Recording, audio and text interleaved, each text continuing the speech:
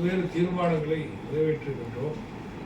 தமிழ்நாட்டிலே 53 மாவட்ட அமைப்புகளை கொண்டிருக்கக்கூடிய இந்திய யூனியன் முஸ்லீம் லீக் 7 பகுதிகளாக பிரித்து அதற்கு பொறுப்பாளர்களை நியமித்து கட்சியை அடிமட்டத்திலிருந்து பலப்படுத்தக்கூடிய முயற்சி. வருகின்ற ஜூலை மாதம் முழுவதும் அனைத்து மாவட்டங்களிலும் பொதுக்குழு, அரசியல் விளக்க பொதுக்கூட்டம், உள்ளாட்சி தேர்தலில் களப்பணிகளை ஆற்றுவதற்குண்டான அந்த குழுக்கள் அமைக்கப்பட்டிருக்கிறது. அத்தோடு வருகின்ற தேர்தலிலே கூட்டணி சம்பந்தமாகவும் அடுத்தடுத்து முடிவெடுக்க இருப்பதாக அங்கே அறிவித்திருக்கின்றோம். இப்படி இந்திய முஸ்லீம் லீக்கினுடைய செயல்பாடுகளை நாங்கள் எல்லா மாவட்டங்களிலும் வேகப்படுத்தக்கூடிய பணி நடந்து கொண்டிருக்கின்றது. வருகின்ற ஜூலை 5ஆம் தேதி எங்களுடைய தேசிய அரசியல் ஆலோசனை கூட்டம் கேரள மாநிலம் கள்ளிக்கோட்டையில் நடக்க இருக்கின்றது. அதிலேயும் மற்ற மாநிலங்களிலே இயக்கத்தை பலப்படுத்துவது சம்பந்தமாகவும் தமிழ்நாட்டிலே புதிய அரசு அமையப்பட்டிருக்கக்கூடிய தமிழக வெற்றிக் கழகத்திற்கு இந்திய யூனியன் முஸ்லீம் லீக் ஆதரவு அளித்து அதில் அங்கம் வைத்திருப்பது சம்பந்தமாகவும் அங்கே கலந்துரையாடல் நடக்க இருக்கிறது. இப்படியாக பல்வேறு நிகழ்வுகளிலே நாங்கள் அடுத்த கட்டத்திற்கு இந்திய யூனியன் முஸ்லீம் லீக்கை இளைஞர்கள் மத்தியிலும், மாணவர்கள் மத்தியிலும், அதே மாதிரி பெண்கள் மத்தியிலும் எப்படி எடுத்துச் செல்வதற்குண்டான பயிலரங்கங்களை நடத்த இருக்கிறது. அடுத்த மாதம் முழுமையாக நடக்க இருக்கிறது. நாங்கள் முதல் முறையாக ஆதரவு அளித்த பிறகு ஜூன் 4ஆம் தேதி மாண்புமிகு தமிழ்நாடு முதலமைச்சர் ஜோசப் விஜய் அவர்களை சந்திக்கும் போது சில முக்கியமான கோரிக்கைகளை சொன்னோம். குறிப்பாக தமிழ்நாடு வக்ஃப் வாரியத்திற்கு நிரந்தர தலைமை செயல் அலுவலர் CEO அவரை நீங்கள் நியமிக்கணும்னு சொன்னோம். ஏன்னா CEO நிரந்தரமாக ஃபுல் டைமாக இல்லாத காரணத்தினால வக்ஃப் வாரியத்தினுடைய பணிகள் எல்லாம் நிலுவையில் இருக்கின்றது. எங்களுடைய கோரிக்கையை ஏற்று நேற்று ஆசியா மரியம் IAS அவர்களை தமிழ்நாடு வக்ஃப் வாரியத்தினுடைய முழு நேர CEO நியமித்திருக்கின்றார். அதுக்கு நன்றி சொல்ல கடமைப்பட்டிருக்கின்றோம். அடுத்ததாக திருப்பரங்குன்றத்தில் சமய நல்லிணக்கம் தொடர வேண்டும், அதற்குரிய பணிகளையும் இந்த அரசாங்கம் செய்ய வேண்டும் என்று சொன்னோம். 2 தினங்களுக்கு முன்பாக மதுரை நீதிமன்றத்தில் நடந்த அந்த வாக்குவாதத்தில் தமிழக அரசின் சார்பாக இவ்வளவு நாளாக என்ன நடைமுறை பின்பற்றப்பட்டு வருகின்றதோ அந்த நடைமுறை தொடரும், நல்லிணக்கத்துக்கு எடுத்துக்காட்டான பணிகளில் இந்த அரசாங்கம் ஈடுபடும் என்பதையும் தெரிவித்திருக்கின்றார்கள். அதற்கும் நாங்கள் நன்றி சொல்ல கடமைப்பட்டோம். அதோடு வருகின்ற நிதிநிலை அறிக்கையில் சிறுபான்மை நலத்துறைக்கு அதிகமான நிதி வழங்க வேண்டும். அதே மாதிரி உங்களுக்கு மற்றுள்ள நிலுவையில் இருக்கக்கூடிய பல்வேறு வழிபாட்டு ஸ்தலங்கள் புதிதாக துவங்கும் பொழுது அனுமதி கொடுப்பதிலே காலதாமதம் செய்கின்றார்கள். 5 வருடம் 6 வருடம் வரைக்கும் மாவட்ட ஆட்சித்தலைவர்கள் காலதாமதம் செய்கின்றார்கள். சென்ற ஆட்சியிலேயே அதுக்கு உரிய வழிகாட்டுதலை வழங்க வேண்டும், ப்ரொசீஜர்ஸை வழங்க வேண்டும் என்று சொன்னோம். அதையும் இந்த அரசாங்கத்திலே நாங்கள் வலியுறுத்தியிருக்கின்றோம். அதே மாதிரி மாநகராட்சிகள், நகராட்சிகளிலே முஸ்லீம்களுடைய கபிரிஸ்தான் அடக்க ஸ்தலத்துக்கு உண்டான இடங்கள் இல்லை. அரசு புறம்போக்கு நிலத்தை எப்படி இந்து சமுதாயத்தினுடைய இடுகாலுக்கு வழங்குகின்றார்களோ, கிறிஸ்தவ கல்லறைகளுக்கு வழங்குகின்றார்களோ, அதுபோன்று முஸ்லீம்களுக்கு வழங்க வேண்டும் என்ற கோரிக்கையும் நாங்கள் வைத்திருக்கின்றோம். அதையும் நாங்கள் தொடர்ந்து வலியுறுத்த கடமைப்பட்டிருக்கின்றோம். சென்ற ஆட்சியிலே நமது திருநெல்வேலியில் காயிதே மில்லத் பேரில் ஒரு எல்லா வசதிகளும் கூடிய ஒரு நூலகத்தை அடிக்கல் நாட்டினார்கள். அந்த பணியையும் விரைவாக முடிக்க வேண்டும் என்பதை நாங்கள் வலியுறுத்திருக்கின்றோம். அதே மாதிரி உங்களுக்கு ஹஜ்ஜுக்கு செல்லக்கூடியவர்களுக்கு சென்ற ஆட்சியில் சென்னை விமான நிலையம் அருகிலேயே தமிழ்நாடு அரசாங்கத்தின் சார்பாக ஹஜ் ஹவுஸ் அடிக்கல் நாட்டப்பட்டது. அதையும் விரைவாக செய்து வருகின்ற அடுத்த வருடம் ஹஜ்ஜுக்கு செல்லக்கூடியவர்கள் அங்கிருந்தே செல்லக்கூடிய ஒரு சூழ்நிலையை உருவாக்க வேண்டும் என்பதையும் நாங்கள் வலியுறுத்துகிறோம். அரசாங்கம் லஞ்ச லாவணியம் இல்லாத ஆட்சி நடத்துவோம் என்று சொல்லியிருக்கின்றால் அதை நாங்கள் வரவேற்கின்றோம். பெண்களுக்கான பாதுகாப்புக்கு சிங்கப்பெண் திட்டத்தை நாங்கள் நடைமுறைப்படுத்துவோம் என்று சொல்லியிருந்தால் அதையும் நாங்கள் வரவேற்க கடமைப்பட்டிருக்கின்றோம். ஆட்சியிலே எங்களுடைய செயல்பாடுகளுக்கு குறைந்த அவகாசம் கொடுங்கன்னு கேட்குறாங்க. இந்த அவகாசம் கொடுத்து ஒரு 6 மாத காலமாவது டிசம்பர் வரைக்கும் ஒரு அவகாசம் கொடுத்தாலும் நல்லது. அதை நாம் எதிர்கட்சியில் இருக்கக்கூடியவர்களும் அதே போன்று ஆதரவளிக்கக்கூடியவர்களும் இந்த 6 மாத காலத்துக்குள்ளாக பல்வேறு பிரச்சனைகளுக்கு உரிய அரசு நடவடிக்கையை இந்த ஆட்சி எடுக்கும் என்ற நம்பிக்கை இருக்கின்றது. இந்த ஆட்சியில் இருக்கக்கூடிய முதலமைச்சராக இருக்கட்டும், அமைச்சர்களாக இருக்கட்டும், மிகவும் எளிமையாக பழகக்கூடியவர்களாக இருக்கின்றார்கள். ஏதாவது ஒரு கருத்துக்களை சொன்னால் அதை உள்வாங்கி செய்யக்கூடியவர்களாக இருக்கின்றார்கள். குறிப்பாக சொல்ல வேண்டும் என்று சொன்னால், திமுக ஆட்சியிலே கொண்டு வரப்பட்ட திட்டத்தை எதையும் நிறுத்தவில்லை, எல்லாத்தையுமே தொடர்றாங்க. காலை உணவு திட்டத்தை விரிவாக்கம் பண்றாங்க.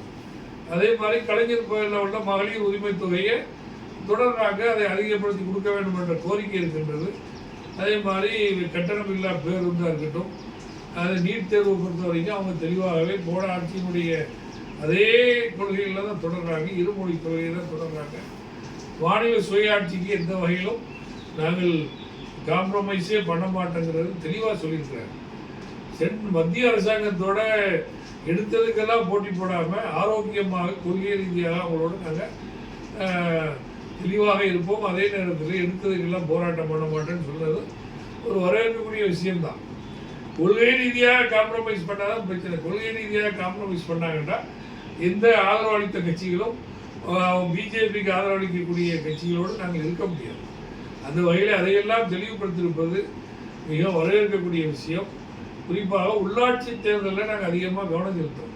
சென்ற உள்ளாட்சி தேர்தலில் திமுக கூட்டணியில் எங்களுக்கு எந்த வகையிலையும் பிரதிநிதித்துவம் கொடுக்கல. ஒரு பேரூராட்சி மன்ற தலைவர் கூட இந்திய முஸ்லீம் லீக்கு கொடுக்கல. திருநெல்வேலி மாநகராட்சியில் எவ்வளோ முஸ்லீம்கள் இருக்கிறாங்க, ஒரே ஒரு உறுப்பினர் அவர் ஹாஃபிஸ் மொய்தீன். வேலப்பாளையம் நகராட்சியாக இருக்கும்போது நகர்மன்ற தலைவராக இந்திய முஸ்லீம் லீக் சார்பாக இருந்திருக்கிறாங்க. பல நேரங்களில் நகராட்சி தலைவர்களாக, பேரூராட்சி தலைவர்களாக, இன்னும் சொல்லப்போன சென்னையில் துணை மேயராக கூட இந்திய முஸ்லீம் லீக் சார்பாக இருந்தோம்.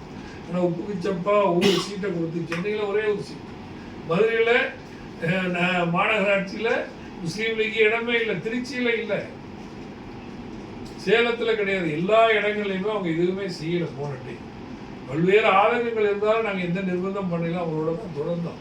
ஏன்னா அந்த ஆட்சி தொடர வேண்டும் என்பதற்காக வேண்டி. ஆனால் இந்த இப்பொழுது அமையப்பட்டிருக்கக்கூடிய தமிழக வெற்றி கழகத்துடைய ஆட்சியில் உள்ளாட்சி தேர்தலில் அதிகமான பிரதிகள் இந்திய முஸ்லீம் லீக்கின் சார்பாக இடம்பெறுவதற்குரிய வாய்ப்பு இருக்கின்றது. அதை அவர்கள் தெளிவுபடுத்தியிருக்கின்றார்கள். அதற்கான களப்பணிகளை நாங்கள் ஆரம்பித்தோம். திமுக தொடர்ந்து அதாவது பாலியல் கொடுமை, போதைப் பொருளை கட்டுப்படுத்த வேண்டும், இந்த மாதிரி விஷயங்கள் யார் ஆட்சியில் இருந்தாலும் செய்யணும். இவங்க இப்போதான் அமைச்சிருக்கிறாங்க. அதாவது இப்போ நிதி ஆயோக் கூட்டத்தில் டெல்லியில் போய் சொல்லும்போது என்ன சொன்னாங்க, தமிழ்நாடு தலை நிமிர்ந்து இருக்குது. திமுக என்ன சொன்னாங்க, அது நாங்கள் ஆட்சி சிறப்பாக செய்ததுனால தான் இவர் அதை சொல்ல முடிஞ்சுன்னு சொல்கிறார். அதே மாதிரி நல்ல விஷயங்கள் எப்படி திமுக ஆட்சியில் இருந்ததுனால அது பாதுகாக்கப்பட்டீங்கன்னு சொல்கிறாங்களோ, அதே மாதிரி இந்த மாதிரி விஷயங்களும் சென்ற ஆட்சியிலே கட்டுப்படுத்தலைன்னு அர்த்தம். இவர் கட்டுப்படுத்துவதற்கு முனைந்திருக்கின்றார். அதை உரிய நேரத்திலே கண்டிப்பாக செய்வார். அதுக்கு கால அவகாசம் கொடுக்க வேண்டும். அதை செய்வார்கள் என்ற நம்பிக்கை கண்டிப்பாக நம்மளுக்கு இருக்கின்றது. விடுதலை நீண்ட நாள் கொடுத்துட்டு இருந்தாங்க கோர்ட்ல. கடைசியாக கோர்ட்ல அதை நாங்கள் கொடுக்க மாட்டோம், அரசாங்கமே முடிவெடுக்குன்னு சொல்லி இப்போ கிட்டத்தட்ட வெளியில 4.5 வருஷம் இருந்தவங்க அதுக்கப்புறம் தொடர்ந்து ஜெயிலில் இருக்கக்கூடிய ஒரு சோதனையான காலகட்டம். 25 வருஷம் ஜெயிலில் இருந்தவங்கள அவங்க கருணை அடிப்படையிலேயே அவங்க விடுதலை செய்யலாம். எனவே அதை நாங்கள் இந்த ஆட்சியில் வலியுறுத்திருக்கிறோம்.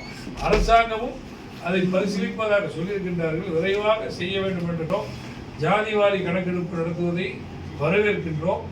அதன் பிறகு ஜாதிவாரி கணக்கெடுப்பு நடந்த பிறகு முஸ்லீம்களுக்கான தனி இடஒதுக்கீடு 3% கூடுதலாக்க வேண்டும். ஏன்னா பாப்புலேஷன் எப்படி கூடிதான் இருக்கும். போன முறை கலைஞர் இருக்கும்போது 7% முஸ்லீம்களுடைய கணக்கெடுப்பு இருந்ததுனால 3% கொடுத்தாங்க. அதனால குறைந்தது 5% அளவாக்காவது இஸ்லாமியர்களுக்கான தனி இடஒதுக்கீடை உயர்த்தி கொடுக்க வேண்டும் என்பதையும் இந்த ஆட்சியிலே நாங்கள் வலியுறுத்துகிறோம். தேர்தல் நேரத்தில் உருவாக்கப்படுகிறார். தேர்தல் நேரத்தில் திமுக கூட்டணியில் 21 கட்சிகள் இருந்துச்சு. நாங்கள் திமுக கூட்டணியில் பல்லாண்டு காலமாக இருக்கின்றோம். இடையில பிஜேபியோடு அவங்க போகும்போது தான் நாங்கள் இல்லை. அப்படி இருக்கும் பொழுது இந்த தேர்தலுடைய முடிவுங்கிறது திமுகனால ஆட்சி அமைக்க முடியாது. அதிமுகவுக்கு ஆதரவு கொடுக்குங்கிற நிலைப்பாட்டில் நாங்கள் போக முடியாது. ஏன்னா அவங்க பிஜேபி கூட்டணியில் இருக்கக்கூடியவங்க. அந்த நிலையில வேற யாரும் ஆட்சி அமைக்க முடியுங்கிற ஒரு சூழ்நிலை வரும்போது தமிழக வெற்றி கழகத்தை தவிர்த்து யாரும் ஆட்சி அமைக்க முடியாத ஒரு சூழ்நிலை வந்துச்சு. அதனால திமுக கூட்டணியில் இருந்த காங்கிரஸ் கட்சிகள், 2 கம்யூனிஸ்ட் கட்சிகள், நாங்கள் விசிக எல்லாருமே ஆதரவு கொடுத்து இன்னைக்கு ஆட்சி அமைஞ்சிருக்கு. அதாவது கூட்டணின்னு வரும்போது ஓட்டுங்கிறது எல்லா கட்சியினுடைய ஓட்டு தானே. திமுகவினுடைய ஓட்டு அதிகப்படியாக இருந்தாலும் மற்ற எல்லா கட்சிகளுடைய ஓட்டு சேர்ந்துதான் கூட்டணியினுடைய பலன் அர்த்தம். அதனால போயிட்டாங்கிறதுல அப்ப என்ன அப்படி பார்த்தேன்னு சொன்னா ஏற்கனவே பல்வேறு நிகழ்வுகள்ல திமுக மாறிதானே இருக்கிறாங்க. நான் என்ன கேட்கிறேன்டா, இப்போ திமுக கூட்டணியில நாங்க விலகி இங்க போயிட்டேன்னு சொல்றாங்களா இல்லையா? 1996 திமுக கூட்டணி, திமுக கூட்டணியில எல்லா மதசார்பற்ற கட்சிகள் இருந்துச்சு. 1999ஆம் ஆண்டு திமுக பாஜகவோட கூட்டணி வச்சாங்களா இல்லையா? யார்கிட்ட கேட்டு வச்சாங்க? தோழமை கட்சியில கேட்டாங்களா? நிலையான ஆட்சி தந்து போனாங்களா இல்லையா? அந்த மாதிரி நாங்க கொள்கை முரண்பட்டு போகலையே. நாங்க பிஜேபியோட போயிருக்கிறோம். இவங்களும் மதசார்பற்ற கட்சின்னு சொல்றாங்க. மதசார்பற்ற கொள்கையில உறுதியா இருப்பேன்னு சொல்றாங்க. உத்தரவாதத்தை நேரடியாக அலுவலகத்தை வந்து கொடுத்தாரு முதலமைச்சர். சட்டமன்றத்தில் சொல்றாரு, கொள்கையில முரண்பட்டு போயிருந்தா எங்களை குற்றம் சொல்லலாம், திமுக விமர்சிச்சுட்டு போனா எங்களை குற்றம் சொல்லலாம். நாங்க இன்னைக்கு தாவேக ஆட்சிக்கு உடன்பட்டிருக்கிறது ஒரு ஜனநாயக ஆட்சி அமைய வேண்டும். நாங்க ஆதரவு கொடுக்கலன்னா என்ன நடந்திருக்கும் சொல்லுங்களேன்? திமுக ஆட்சி அமைக்கிறதுக்கு வாய்ப்பு இருந்து நாங்க வெளியே போனா தப்பு. நாங்க ஆட்சிக்கு ஆதரவு கொடுக்கலன்னா கவர்னர் ஆட்சி வச்சுக்கிறாங்க. 5 நாள் வெயிட் பண்ணோம். உடனே முடிவு 4ஆம் தேதி தீர்ப்பு வந்துச்சு, முடிவுகள் வந்துச்சு. 5 நாள் 9ஆம் தேதி மதியம் வரைக்கும் வெயிட் பண்ண ஏதாவது நடக்குமா? திமுக தரப்புல அதிமுகவோட அவங்க ஆட்சிக்கு ஆதரவு கொடுக்கணுங்கிறது நாங்கள் எடுக்க முடியாது. எப்படி எடுக்க முடியும்? பிஜேபியோட எல்லா சட்டங்களையும் ஆதரிச்சவங்க அதிமுக பிஜேபி கூட்டணியில் இருக்கும்போது நாங்கள் உடன்பட முடியாதுங்கிறது இந்திய முஸ்லீம் லீக்கினுடைய கொள்கை. இன்னைக்கு இல்லை, 1989ஆம் ஆண்டு பம்பையில் நடந்த எங்களுடைய தேசிய கூட்டத்தில் பாம்பே டிக்ளரேஷன் சிறுபான்மை சமுதாயத்துக்கு எதிராக இருக்கக்கூடிய பாஜக உடனோ பாஜக தோழமை கண்டிருக்கக்கூடிய கட்சியுடனோ இந்திய யூனியன் முஸ்லீம் லீக் கூட்டணி அமைக்க முடியாது. அந்த அடிப்படையில் திமுக மட்டும் சொல்லப்பட்ட கருத்தை நாங்கள் ஏற்றுக்கிற முடியாதுன்னு சொல்லிட்டோம். வேற ஆல்டர்னேட்டிவ் என்ன வழி? மீண்டும் ஒரு தேர்தல் வந்தால் மக்கள் என்ன சொல்லுவாங்க? ஜனாதிபதி ஆட்சி வந்தால் பாஜக ஆட்சி. எனவே நாங்கள் இந்த ஒரு தெளிவான விஷயத்தில் இந்த கட்சிகள் எல்லாம் தாவேக்காவுக்கு நாங்கள் ஆதரவு கொடுத்துருக்கிறோம். எங்களோட இருந்தவங்களால தான் ஆட்சின்னு சொல்றதெல்லாம் பொருத்தமானது இல்லை. திமுக முன்பு நடந்த விஷயங்களையும் நம்ம சொல்லணுமா இல்லையா? முன்பு நடந்த விஷயங்களையும் திமுகவுடைய கூட்டணியில் இருந்தால் அன்னைக்கு எல்லா கட்சிகளும் வெளியில் வந்தாங்களா இல்லையா? சூழ்நிலைக்கு தத்து. அதாவது அரசியல்ல நிரந்தர பகைவனும் இல்லை, நிரந்தர நண்பனும் இல்லை. கொள்கை ரீதியாக இன்னைக்கு இருக்கிறோம். நாளைக்கு சூழ்நிலைகள் மாறும், எது வேணாலும் நடக்கலாம். ஒரு ஆரோக்கியமான எதிர்காட்சியாக திமுக இருப்பதுதான் அதற்கும் நல்லது, தமிழ்நாட்டுக்கும் நல்லது. அதை விட்டுட்டு சோஃபா ஆட்சின்னு சொல்றது, எங்கனால தான் நீங்க ஆட்சி செய்யணும்னு சொல்றது, இதெல்லாம் பொருத்தமில்லாத விஷயங்கள். திமுக தோல்விக்கு என்ன காரணம்னு ஆய்வு பண்ணாங்களா இல்லையா? இந்த ரிப்போர்ட் வந்தா எல்லாம் தெரியும்னு நினைக்கிறேன். ஏன்னா அந்த ரிப்போர்ட் வந்துட்டா பல உண்மைகள் தெரியும். அந்த ரிப்போர்ட்டை தான் நாங்களும் அவளோட எதிர்பார்த்துட்டு இருக்கிறோம். ஏன்னா எங்களுடைய மனக்குமுறலை கேட்டி தான் நாங்களும் சொல்லியிருப்போம் என்னென்ன நடந்துச்சு. எனவே இந்த அடிப்படையில் நாங்கள் எங்களுடைய அரசியல் பயணத்தை தொடர்கின்றோம். இது ஒரு வரலாற்று பேர் இயக்கம். இன்னைக்கு பெய்த மழையில நேற்று பெய்த மழையில இன்னைக்கு உருவான கட்சி இந்திய முஸ்லீம் லீக் இல்லை. சுதந்திரத்துக்கு முன்னாடி இருக்கிறோம். பாராளுமன்றத்தில் தொடர்ந்து எம்பிக்களை பெற்றிருக்கிறோம். ஒரு பாராளுமன்றத்தில் கூட இந்திய முஸ்லீம் லீக்கினுடைய எம்பிக்கள் இல்லாமல் இல்லை. எங்களுக்குன்னு ஒரு அகில இந்திய தலைமை இருக்கின்றது. ஜமாத்தினுடைய கட்டமைப்போடு இயங்கக்கூடியவங்க. அதனால நாங்கள் எடுத்தான் கவுத்தன்னு எந்த முடிவும் எடுக்க மாட்டோம். எல்லோருடைய ஆலோசனையும் பெற்று எது தமிழ்நாட்டுக்கு நல்லதோ, எது சிறுபான்மை முஸ்லீம்களுக்கு நல்லதோ அந்த முடிவை தான் நாங்கள் எடுப்போம். அந்த அடிப்படையில் நாங்கள் ஒரு தெளிவான முடிவு எடுத்திருக்கிறோம். திமுக காரங்க எங்களை என்னென்ன வகையில் 2ஆம் கட்ட தலைவர்கள் விமர்சிக்கிறாங்க, நல்லா விமர்சிக்கிறோம். அவர்களே எங்களுடைய நண்பர்கள் தான். நாங்கள் எங்களுடைய பணிகளை செய்வதற்கு முனைந்திருக்கிறோம். எங்களுடைய 2 எம்எல்ஏக்களும் எங்களுடைய அமைச்சரும் அந்த பணிகளை துவங்கிவிட்டார்கள். தமிழ்நாடு முழுவதும் சுற்றுப்பயணம் செய்து நிலுவையில் இருக்கக்கூடிய சிறுபான்மை சமுதாயத்தினுடைய பிரச்சனைகளையும் தமிழ்நாட்டுக்கு தேவையான காரியங்களையும் பணிகளை ஆற்றுவதிலே கவனம் செலுத்துகிறது எங்கள் தலைவரை சொல்லிட்டார். ஆனால் அந்த பணிகளை நாங்கள் கடந்து போயிட்டோம்.